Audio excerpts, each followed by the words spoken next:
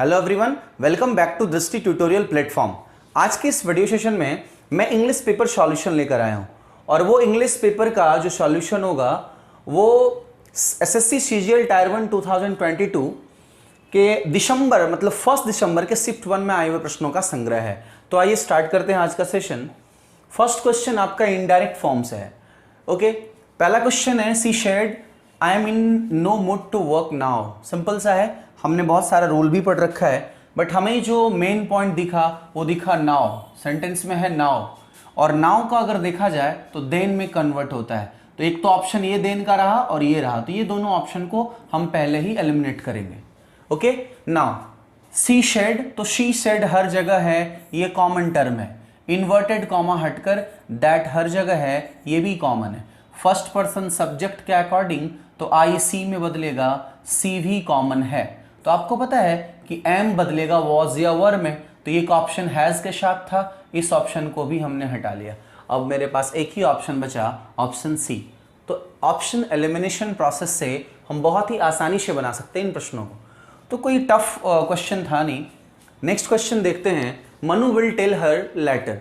Manu will tell, ये passive voice का version है। क्वेश्चन में आप देखते ही समझ जाओगे कि वो पैसिव पूछ रहा है या एक्टिव पूछ रहा है। तो यहाँ सिंपल है, will tell, will plus V1 मतलब एक्टिव है तो पैसिव पूछेगा और वैसे बिल लिख दिया है। She will. अब बताओ, जनरली हम इतना तो बात पता है कि मॉडल हो तो उसके साथ हम बी प्लस वर्ब का थर्ड फॉर्म पैसिव बनाने में लेते हैं। ओके, तो विल बी टेल कर दिया, that is V1, option A पहले कट करेंगे।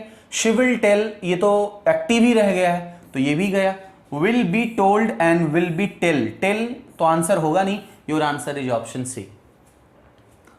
तो देखा जाए तो बहुत ही सिंपल नरेशन वॉइस के क्वेश्चंस होते हैं और इस पे तो गलती कतई नहीं करनी है।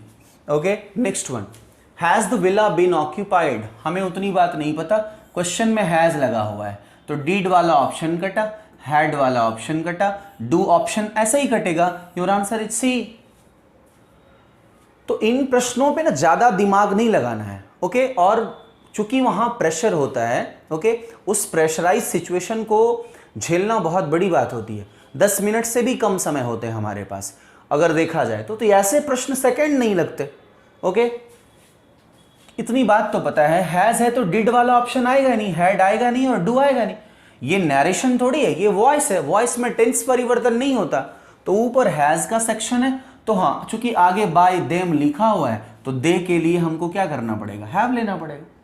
और जिस तरह से क्वेश्चन इंटरोगेटिव फॉर्म का है तो सब्जेक्ट से पहले हेल्पिंग वर्ब है, तो यहां भी सब्जेक्ट से पहले हेल्पिंग वर्ब वाला वर्ड ही आंसर होगा। Okay, now the next question.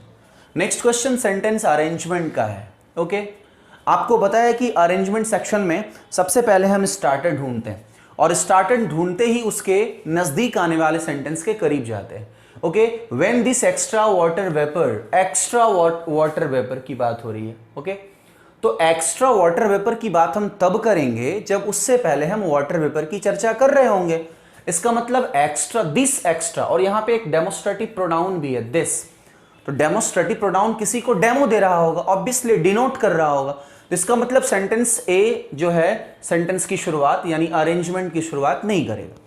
Next one है the atmosphere can store an additional 4% water, extra water vapour. Simple सा है, यहां भी बात हो रही थी एक्स्ट्रा वाटर वेपर की और इस सेंटेंस में भी 4% एक्स्ट्रा की बात है।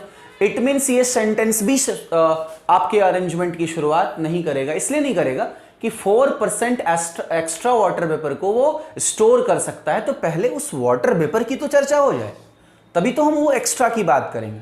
फिर लिखा है more water evaporates from soils. अब देखो फिर से वही बात है कि more water evaporates from soil plants lake. ये कहा जा रहा है कि बहुत ज्यादा वाटर जो है वो इवोपोरेट होता है कहां से, सॉइल प्लांट्स लेक। अब आगे लिखा है one of the most obvious indication of climate change is heavier rainfall. तो कहीं ना कहीं सेंटेंस की शुरुआत सी भी नहीं करेगा, your answer is option number B. Sentence की शुरुआत डी करेगा। One of the most obvious indication of climate change is heavier rainfall. Climate change की जो ऑब्वियस रीजन है वो क्या है, हैवियर रेनफॉल। अब इस डी के बाद का सेंटेंस होगा C. Okay, more water evaporates from soil, plants, lake and sea as the atmosphere warms. इसके बाद का सेंटेंस होगा B, means the atmosphere can store an additional 4% of water vapour. Additional की बात कर रहा है और इसी एडिशनल की चर्चा यहां पे है, दिस एक्स्ट्रा वाटर वेपर, मतलब सबसे लास्ट का सेंटेंस जो होगा A. Okay, so your answer is option number B. तो अरेंजमेंट है, थोड़ा टाइम हम लोग इसलिए दे रहे हैं कि इन चीजों को सीख पाएं और एग्जामिनेशन में हमें बहुत ही कम समय में करना होता है। We have to be in a hurry in the examination hall. Okay, so see next question है करेक्टली स्पेल्ड वर्ड। अब सिंपल सा एक वर्ड आपके यहां पे पास है इरोनियस, तो ई डबल, इसकी स्पेलिंग तो यही होती है erroneous, that is the incorrect. तो सिंपल सा पैटर्न है, या कह सकते हैं गलती जो होती है दैट इज इरोनियस। तो स्पेलिंग तो वही है, इट मीन्स ये दोनों, ये तीनों हटेगा। Your answer is no error. यहां पे डबल आर का सेक्शन हटा दिया, यहां डबल आर रखा लेकिन फिर ए रख दिया, तो इस हिसाब से ये दोनों गया। और उड फर्स्ट वाले में ई डबल आर ओ तो ठीक है, लेकिन एन ई ओ यू एस होता है तो एन ओ लिख दिया, तो ऐसे ही तीनों ऑप्शन हटा। Your answer is B. Now the next question, sing का एंटोनिम्स देखना है। सिंग का एंटोनिम्स अगर देखना है तो इतने लंबे लाइन पढ़ने की क्या जरूरत, हाँ पढ़ सकते हैं आप, क्योंकि आपके पास टाइम है तो पढ़िए। और नहीं तो अगर नॉर्मल पता है कि जो डूबने का सेंस होगा तो उल्टा होगा तैरने का सेंस, तो सिंक्स का आंसर क्या हो जाएगा, फ्लोट्स। क्रिएट, स्ट्रॉलिंग मतलब चलना होता है, चहलकदमी करना। पैरेट मतलब मार्चिंग। तो कहीं ना कहीं ये जो सेंस है ये तो होगा ही नहीं, आंसर होगा ए। क्रिएट, कोई चीज क्रिएट करना, सृजन करना। नेक्स्ट है select the appropriate option to fill in the blank. The angles are equal, consequently the sides are. अब बताओ, जब एंगल इक्वल है, मान लो मैं एक ट्रायंगल की बात कर रहा हूं, इक्विलेटरल ट्रायंगल ही ले लो, एंगल इक्वल है, इशारा समबाहु त्रिभुज, तो जिसके एंगल इक्वल है तो साइड भी तो इक्वल ही होगा। So that's why your answer is option A, the angles are equal, consequently मतलब एज अ रिजल्ट, या यू कैन से परिणाम स्वरूप, the sides are equal. Okay, next one, like a cakewalk means easy task, बहुत ही आसान कार्य, like a cake walk, तो आगे देखना ही नहीं। नेक्स्ट है after finishing high school I plan to. आपको मैंने बहुत बार बताया कि जो अनप्लैंड एक्शन है, I decided to go there, I plan to study. Okay, so plan to pursuing नहीं होगा, your answer is I plan to pursue, not this, not this. Unplanned action है, इंफिनिटिव का प्रयोग करेंगे 2 + V1। नेक्स्ट है confusion. Confusion की अगर synonyms देखा जाए तो क्या ले सकते हैं, परप्लेक्सिटी। Okay, perplexity. तो कंफ्यूजन का जो आप सिनोनिम्स लोगे वो क्या लोगे, सिंपल वे में कंफ्यूजन को का सिनोनिम्स अगर हम लेंगे तो लेंगे कमोशन, है ना, डिसऑर्डर, कमोशन। स्टैग्नेशन तो होता है इनएक्टिव, मतलब ठहराव जिसको कहते हैं, स्टिल। इंटरप्रिडिटी का मतलब हो गया ब्रेवरी कह सकते हैं, फियरलेसनेस कह सकते हैं, या ब्रेविटी, ब्रेवरी। स्टैग्नेशन, स्टैग्नेशन आप ले सकते हैं इनएक्टिविटी, डोलड्रम।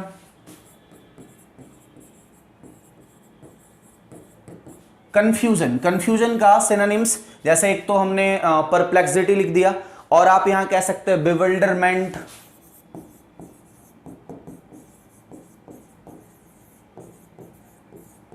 बिविल्डरमेंट, है ना, या आप कह सकते हैं बैम्बजल।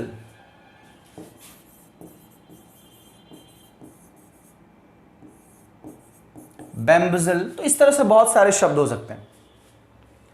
आइए next question, our guest arrived, they are sitting in the garden. Guest arrived होना चाहिए हैव अराइव्ड, हमारे गेस्ट पहुंच चुके हैं और वे लोग जो हैं वो गार्डन में बैठे हैं। So have arrived, present perfect tense का प्रयोग करेंगे, और वो पहुंचे, आवर गेस्ट पहुंच गए, फिर आप कह रहे हो दे आर सिटिंग, सो ये होना चाहिए ना, प्रेजेंट परफेक्ट टेंस आएगा, they have arrived. During an earthquake it is advise to take cover above a table. बहुत ही सिंपल सा क्वेश्चन था ये, कि ड्यूरिंग अर्थक्वेक, अर्थक्वेक के दौरान हम अपने आप को कवर करने के लिए टेबल के ऊपर जाएंगे कि उसके नीचे जाएंगे। So not above, this is under, तो कौन से पार्ट में प्रॉब्लम होगा, during an earthquake it is advise to take cover above the table या अंडर द टेबल, तो इसी पार्ट को आंसर करेंगे, मतलब एरर वाला पार्ट वही पार्ट है। Now the next question, finery, heist, cringe and defer. Finery मतलब होता है ना, कह सकते हैं कि एलिजेंट क्लोथ्स, वैसी फाइन क्लोथ्स को कहते हैं फाइन क्लोथ्स। ओके, हाइस्ट मतलब तो होता है रॉबरी, हाइस्ट का एग्जैक्ट मीनिंग है रॉबरी, लेकिन ये स्पेलिंग गलत है, HEIST होना चाहिए। Okay, so your answer is this word. Okay, HI, देखो I before E and E before I, इस तरह का जो वर्ड है ना वो हमेशा एग्जामिनेशन में पूछा जाता है। और डेफर मतलब तो होता है postpone, delay.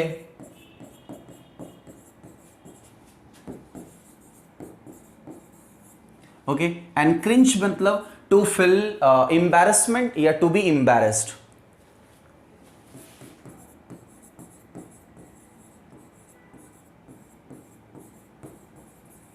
embarrassed. So your answer is B. Now the next one, all eyes. All eyes मतलब सारी नजरें आपके ऊपर है, सभी लोग आपको वॉच कर रहे हैं, ईगरली वॉच कर रहे हैं, आपकी एक्टिविटी को देख रहे हैं। Obviously watching with anger, no. Watching with no interest, ये भी गया। And your answer is watching eagerly, somebody is watching eagerly to you, या फिर you can say your activity, तो your answer is watching eagerly. Next है underline part को improve करना है। He was looking in to his book. अब इतनी बात पता है कि लुक इनटू का मतलब होता है इन्वेस्टिगेट। लुक इनटू का जो मीनिंग है वो है इन्वेस्टिगेट, जांच पड़ताल करना। ओके, नेक्स्ट वन है लुक डाउन। ये तो हो गया नीचा दिखाना किसी को, लुक डाउन अपॉन, नीचा दिखाना। नेक्स्ट है लुक अबव, ये तो सिमिलर है, देखना। लुक फॉर मतलब होता है ढूंढना, and look after means to care somebody, to care. तो ऑब्वियसली हम यहां कह रहे हैं he was looking in to his book for the last 2 hours but couldn't find. इसका मतलब बुक में नहीं देख रहा था, वो बुक को ढूंढ रहा था। Your answer is looking for, not look into. Look into मतलब इन्वेस्टिगेशन हो जाता है। Okay, next one, Ram was pressed for his dash leadership. Ram was pressed for imaginary, काल्पनिक लीडरशिप, नो। ब्रॉड मतलब एक लंबी चौड़ी जो कवर एरिया को कवर करे तो उसे ब्रॉड कहते हैं, तो उसका प्रेज इसलिए हुआ कि वो ब्रॉड लीडरशिप की बात कर रहे हैं, नो। मैजिकल होगा नहीं, your answer is visionary. Visionary मतलब आप कह सकते हैं थॉटफुल, है ना, सोची समझी, या फिर वैसी निर्णय, वैसी राजनीति, वैसी कोई एक्शन जो बड़ा सोच समझ कर किया जाए, that's the thoughtful. So visionary. Okay, या आप कह सकते हैं कि डीप अंडरस्टैंडिंग होना, उस सेक्टर में काफी अनुभव होना। Your answer is visionary. Next one, Pintu has been advise to reduce smoking by his family doctor. Family doctor के द्वारा पिंटू को एडवाइस किया गया कि आपको रिड्यूस करनी चाहिए स्मोकिंग। तो रिड्यूस मतलब कट डाउन, यू कैन से कर्टेल।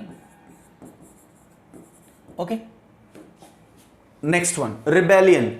रिबेलियन की जो मीनिंग है वो है आपका ओपोनेंट, मतलब आप कह सकते हैं विरोधी। ओके, अपराइजिंग, लॉयलिटी, तो विरोधी का उल्टा क्या होगा, लॉयलिटी ही होगा।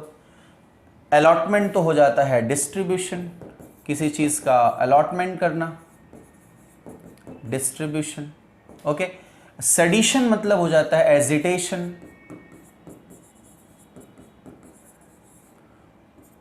सेडिशन मतलब एजिटेशन। यहां पे एक और वर्ड ले सकते हैं इंसाइटमेंट, इसी सेडिशन की ही सिनोनिम्स हो जाएगा। Incitement, provocation. लॉयलिटी, लॉयलिटी मतलब सिंपल वे में आप कह लो इसे ऑनेस्टी। तो कहीं ना कहीं जो रिबेलियन है, यानी वैसा बंदा जो आपका विरोधी हो, आपके रूल्स रेगुलेशन को ना फॉलो करे, वही रिबेलियन है।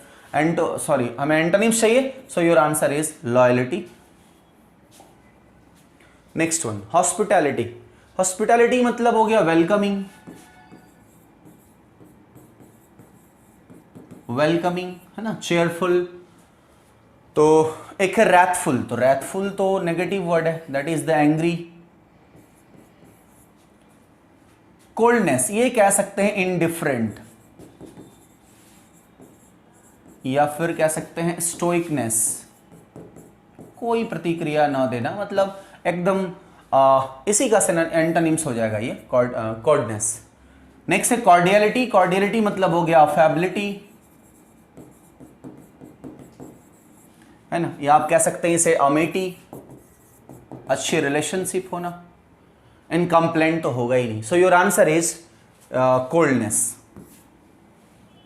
नेक्स्ट है, देखो इस तरह का प्रश्न ना अब ट्रेंडिंग में आया है कि पहले भी कभी कभार एफसीआई वगैरह में पूछा जाता था, लेकिन ये प्रश्न है कि सेंटेंस लिखा गया और उसमें आप ग्रामेटिकल प्रोफाइल को ढूंढो, बताओ कि ये कौन सा प्रोफाइल का वर्ड है। तो इस तरह का प्रश्न अब आने लगा है। पूछ रहा है कि select the sentence with the appropriate use of adverb of manners. Adverb of manner के वर्ड को आपको ढूंढना है। सो ही डन तो he has done his work ऐसा होना चाहिए, बट यहाँ पे एक वर्ड रेगुलरली, तो रेगुलरली वो हर दिन ये काम करता है, भले ये एडवर्ब तो है ही, है ना, लेकिन ये एडवर्ब ऑफ मैनर नहीं है। रेगुलरली, हर दिन, ऑलवेज, ये सब हो सकता है। एडवर्ब ऑफ फ्रीक्वेंसी हो सकता है, टाइम पे भी जा सकता है, बट एडवर्ब ऑफ फ्रीक्वेंसी लेंगे। रेगुलरली, बार बार वो काम को करता है, ओके। या फिर आप कह सकते हैं कि हर दिन वो काम को करता है, तो रिपीट हो रहा है काम ना, तो रिपीटेशन फ्रीक्वेंसी में भी जा सकता है। अब देखो he has just done his work, यहाँ पे एडवर्ब की कोई बात ही नहीं है, मैनर का जस्ट लिया है, बट मैनर तो है नहीं। ही डज हिज वर्क केयरफुली, एक वर्ड यहाँ पे पता चला कि वो अपने कार्य को केयरफुली करता है। और he has done his work on the table, ये एक जगह है जहां वो कार्य किया, तो ये तो अगर एडवर्ब भी लेंगे तो ये हो जाएगा एडवर्ब ऑफ प्लेस, बट हमें चाहिए adverb of manner, so your answer is C. ऐसे I am speaking slowly, they are writing carefully, तो जो केयरफुली वर्ड है ना वो उस वर्ब का मॉडिफायर है कि वो कैसे लिख रहे हैं, कैसे पढ़ रहे हैं, तो उस केस में आप कह रहे हैं कि बड़ा वो सावधानी पूर्वक वो काम कर रहा है। So he does his work carefully, so carefully is an adverb of manner. Now the next question, ये आपका पैसेज है, इस पैसेज को पढ़ते हैं पहले। Digital India can be the prime dash behind making a reality of governments promise of minimum government maximum governance. कह रहा है जो डिजिटल इंडिया है वो एक प्राइम हो सकता है, can be the prime dash behind making a reality of the governments promise. Governments promise को रियल बनाने के लिए, यानी उसके पीछे जो एक टर्म है वो क्या है, minimum government and maximum governance. कम लोगों का इस्तेमाल करके ज़्यादा से ज़्यादा गवर्नेंस किया जाए, या कम लोगों को किसी कार्य पे लगाकर बहुत ज़्यादा काम लिया जाए, तो वही है मिनिमम गवर्नमेंट मैक्सिमम गवर्नेंस। सच ए ट्रांसफॉर्म, इस तरह की जो ट्रांसफॉर्मेशन है यानी ट्रांसफॉर्मेशन है, रिक्वायर्स टेक्नोलॉजी, उसे किसकी जरूरत होती है, इस तरह के ट्रांसफॉर्मेशन को जरूरत होती है किसकी, टेक्नोलॉजी की। To be formally dash into government, अब वो कहां पे होना चाहिए, तो कह रहे हैं कि इस डैश में जो क्वेश्चन है उसके अनुसार चलेंगे कि ये जो टेक्नोलॉजी है वो फर्मली गवर्नमेंट में होना चाहिए, उसमें समाहित होनी चाहिए। नाउ समथिंग ऐसा, कुछ ऐसा that the digital India project list as one of the foremost objectives. कह रहा है कि उसकी एक बहुत ही महत्वपूर्ण विशेषता, इंपॉर्टेंट विशेषता है डिजिटलाइजेशन जो हमारा है, उससे क्या है कि कहीं ना कहीं वो गवर्नमेंट्स प्रॉमिस को रियल बना रही है, या उनकी जो एक प्रॉमिस है कि मिनिमम गवर्नमेंट मैक्सिमम गवर्नेंस का, तो वही कह रहा है कि जो ट्रांसफॉर्मेशन है ना, इसे जरूरत होती है, इस तरह के ट्रांसफॉर्मेशन लाने के लिए जरूरत क्या है, टेक्नोलॉजी की। अब आगे बढ़ते हैं, एम्बेडिंग टेक्नोलॉजी। अब ये बात पता लग रहा है कि टेक्नोलॉजी की जरूरत है किसको, गवर्नमेंट को, और ये गवर्नमेंट में एम्बेड भी होनी चाहिए, हर प्रोसेस में, हर कार्य में वो एम्बेड होना चाहिए। तो एम्बेडिंग टेक्नोलॉजी कह दिया, तो ये बात ध्यान में रखना है कि हो सकता है आगे का ऑप्शन इस तरह से मिले आपको। अब कह रहा है embedding technology into government dash will do 3 things. Government में जो टेक्नोलॉजी एम्बेड है वो 3 काम करेगा। क्या, तो पहला, transform the government and make it more transparent and efficient. एक तो गवर्नमेंट में बदलाव आएगी, गवर्नमेंट को चेंज करेगी, और दूसरा ट्रांसपेरेंट और इफिशिएंट बनाएगी। फिर है transform the lives of citizen specially those at the bottom of the dash pyramid and make our economy more efficient and competitive. Okay, 2014 McKinsey global institute report predicts that the large scale dash of technology, जब आप large scale पे technology का क्या किए, जिससे क्या हुआ, through digital India positions India को एक पोजीशन देता है क्या, with the biggest opportunity yet to accelerate economic growth. तो ये पूरी पैसेज आज अब के एग्जाम्स में इसी तरह का पैसेज आ रहा है, नॉर्मल है नहीं। और दूसरा, ये सब जो न्यूज़पेपर वगैरह में कोई नई योजना आती है या किसी स्पेशल टॉपिक पे कोई एडिटोरियल पेज होता है, तो वहाँ से ये सब अब एग्जामिनेशन में आ रहा है। तो आइए पहला क्वेश्चन देखते हैं। Digital India can be the prime dash, can be the prime impact, can be the prime might, can be the prime factors. अब सिर्फ हम डिजिटल इंडिया की बात कर रहे हैं तो फैक्टर्स की तो बात होगी नहीं, क्योंकि बहुत सारे फैक्टर्स हैं। प्राइम फैक्टर क्या होता है, यहाँ मैथमेटिकल ऑपरेशन तो है नहीं। दूसरा, इंपैक्ट मतलब होता है असर, तो ये भी कोई काम का नहीं है यहाँ पे। माइट मतलब पावर, एंड यहाँ पे हमें लेना पड़ेगा force. Digital India can be the prime force behind making a reality governments promise of minimum government maximum governance. Okay, तो बहुत ही आसान ही था, टफ नहीं था ये। आगे बढ़ते हैं। तो हमने ये भी बताया आपको कि इस तरह का ट्रांसफॉर्मेशन को जरूरत होती है, requires what, technology to be firmly dash into government. तो हमने बताया था कि स्टक नहीं होगा, स्टक मतलब तो फंसा हुआ होता है, प्लांटेड भी नहीं होगा, इंसर्टेड डाला हुआ नहीं होना चाहिए, एम्बेडेड होना चाहिए। सरकार के हर कार्यों में टेक्नोलॉजी जो है वो एम्बेड होनी चाहिए। और दूसरा बात देखो, आगे लिखा हुआ है, इसी टर्म में हम आगे पढ़े हैं, एम्बेडिंग टेक्नोलॉजी, एम्बेडिंग टेक्नोलॉजी। तो इतनी बात कंप्लीट है कि उस कार्य में, सरकार के हर एक्शन में ये चीज समाहित होनी चाहिए। So that is the embedded. ये दिखना चाहिए कि सरकार जो प्रोसेस कर रही है वो टेक्नोलॉजी के रिगार्डिंग या टेक्नोलॉजी को लेकर कर रही है। ओके, नाउ नेक्स्ट है digital India project list as one of the most foremost objectives embedding technology into government what. ये जो टेक्नोलॉजी आप देख रहे हैं, embedding technology into government dash, तो गवर्नमेंट के ऑफिसेस में ये एम्बेड देख रहे हैं आप या प्रोसेस में देख रहे हैं? ओके, अब बताइए, क्या गवर्नमेंट के डिटेल्स में देख रहे हैं या गवर्नमेंट के हायरार्कीज में देख रहे हैं? हायरार्कीज तो वही होता है, अपर लेवल, उससे ऊपर, ये तो जो वंशानुगत कोई चीजें हैं, दैट्स द हायरार्की। तो ये तो होगा नहीं।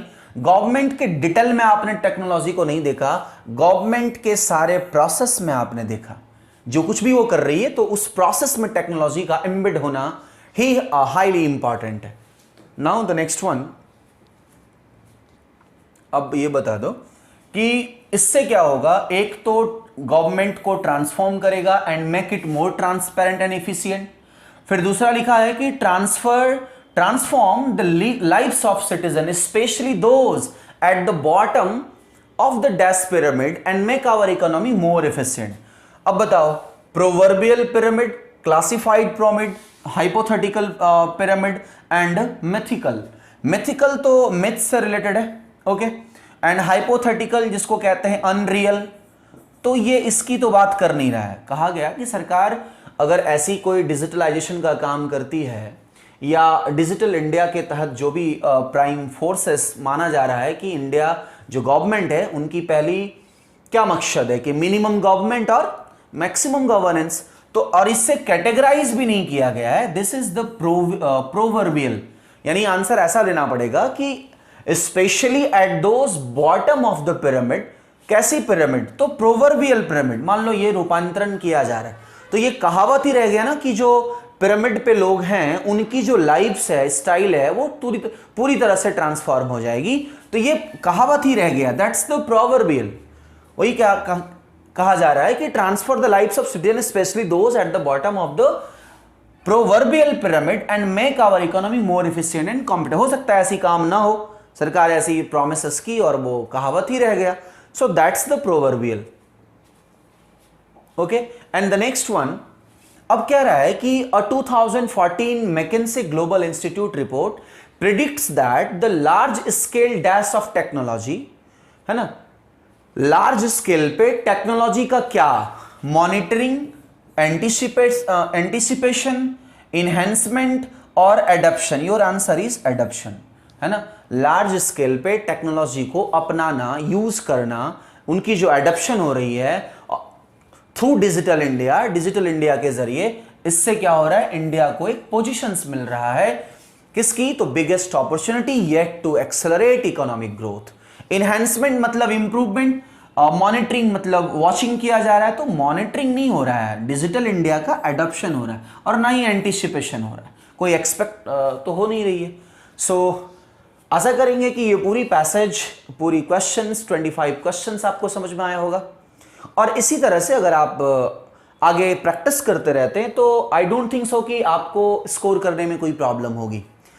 तो चलिए मिलते हैं नेक्स्ट सेशन में, तब तक अपना ख्याल रखेंगे। Thank you very much.